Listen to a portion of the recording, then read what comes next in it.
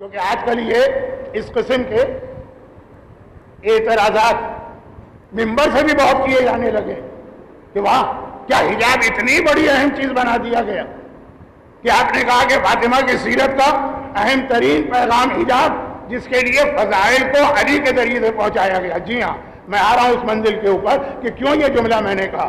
خالی ایک اسکارف کا نام حجاب نہیں، خالی ایک ڈریسنگ کا نام حجاب نہیں، ابھی آ رہا ہوں، بہت اہم میسج ہے، لیکن پہلے یہ بات مکمل ہو جائے کہ اب یہ جو پیغمبر نے ارشاد فرمائے کہ جتنے فضائل علی کے ہیں، کتنے، کہ اگر دنیا کے تمام سمندر سیاہی بن جائیں، تمام درخت قلم بن جائیں، تمام جن و انس مل کے علی کے فضائل لکھنا چاہیں تو نہیں لکھ سکتے۔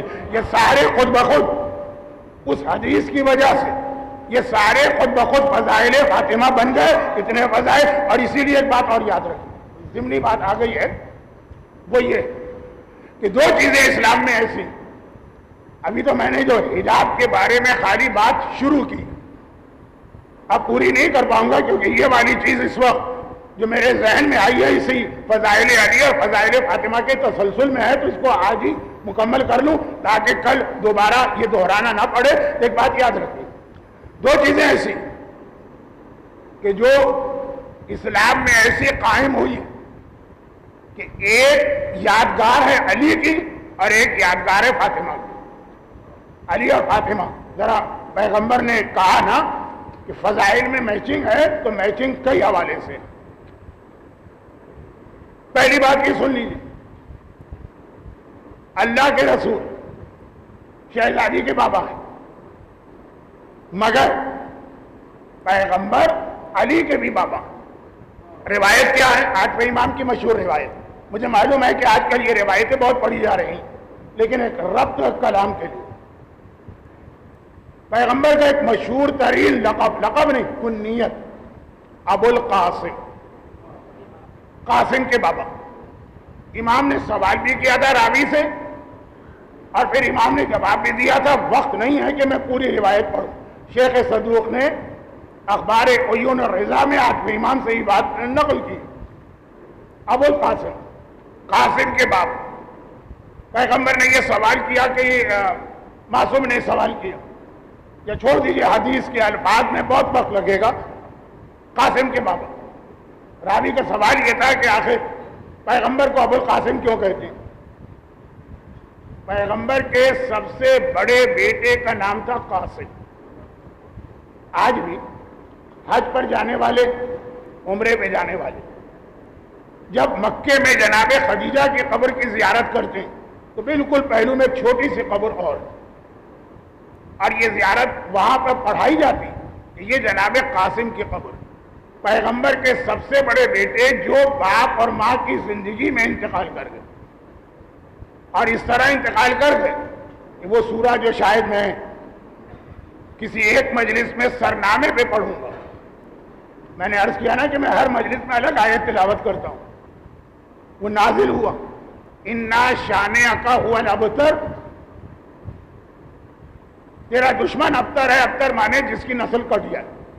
تو یہ جناب قاسم کی موت پہ یہ آیت آئی جب دشمنوں نے تانا دیا کہ تمہارا بیٹا تو دنیا سے چلا گیا۔ راوی نے کہا کہ مسلمان کہتے ہیں کہ اس کی وجہ سے قاسم کے بابا، اس وجہ سے پیغمبر کو ابو القاسم کہتے ہیں۔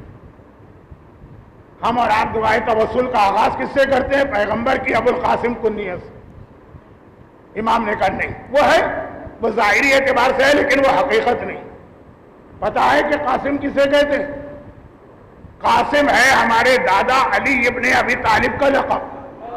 ابو القاسم کا مطلب ہے کہ پیغمبر ابو القاسم، قاسم کے بابا ہیں یعنی علی کے بابا۔ اچھا ایک بات اور سن لیجئے، قاسم دو طریقے سے پڑھا جاتا ہے اردو میں، سین سے بھی، سواد سے بھی۔ عربی میں تو سین کا اور سواد کا پروناؤنسیشن الگ ہے، اردو میں ایک ہے۔ علی دونوں طریقے سے قاسم، سین سے پڑھے تب بھی پیغمبر کی کنیت تو سین سے ہی، اور سواد سے پڑھے تب بھی۔ علی کے دونوں لقب سن لیجئے، قاسم سین علی کا ایک لقب، قاسم سواد علی کا دوسرا لقب۔ سواد والا قاسم کیا ہے؟ جو ہم دعائے ابتدا میں پڑھتے ہیں اللہ کے لیے قاسم الجباری. قاسم کہتے ہیں کمر توڑنے والا. قاسم الجبارین، اللہ ظالموں کی کمر توڑنے والا. اصل نام تو یہ اللہ کا ہے، لیکن اس میں شریک کیا ہے مولا کو بھی. مولا کا لقب ہے سواد والا قاسم. یہ لقب کس دن پڑا؟ یہ لقب بدر کی لڑائی میں ہوا تھا. جب بدر مسلمان اپنے 3 سپاہی بھیجے، مکے والوں نے کہا کہ نہیں، ہمیں یہ نہیں چاہیے، ہمیں وہ سپاہی چاہیے جو مکے کے لوگ، یہ تو مدینے والے. تو مولا جب گئے نا، جب مولا کو آتا دیکھا تو اس وقت پورے لشکر کفار نے ابو جہل کی قیادت میں جملہ کہا، جاء قاسمنا، ہمارا قاسم آ گیا. علی کو دیکھ کر کہا ہمارا قاسم آ گیا. کیا مطلب؟ جب مکے کی گلیوں میں یہی بچے جو آج بدر میں جوان ہو کر لڑنے آئے، جب یہ بچے تھے اور پیغمبر پر پتھر مار رہے تھے اور میرا مولا پیغمبر کے تحفظ و دفاع کے لیے ساتھ چلا، ادھر سے پتھر آیا، علی نے جیب سے کھجور کی گٹھلیاں نکال کے ان کی کمر پہ ماری. ہر بچہ کمر پکڑ کے بیٹھ گیا اور کہنے لگا قسمنا علی، قسمنا علی، علی نے ہماری کمر توڑ دی.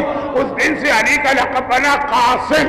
سعاد سے قاسم یعنی کافروں کی کمر توڑنے والا، اور سین سے قاسم. سین سے قاسم، سین کے قاسم کا مطلب ہے تقسیم کرنے والا. امام فرماتے ہیں کہ میرے دادا کا لقب ہے کیونکہ میرا دادا وہ ہے جو جنت و جہنم میں تقسیم کرنے والا ہوگا. کسی کو دیکھ کر کہے گا یہ میرا والا ہے، اے جنت اسے لے لے. کسی کو دیکھ کر کہے گا اے جہنم یہ میرا دشمن ہے تو اسے لے لے. علی قاسم ہے، تقسیم کرنے والے ہیں، یعنی جنت و جہنم میں تمام انسانوں کو تقسیم کریں گے.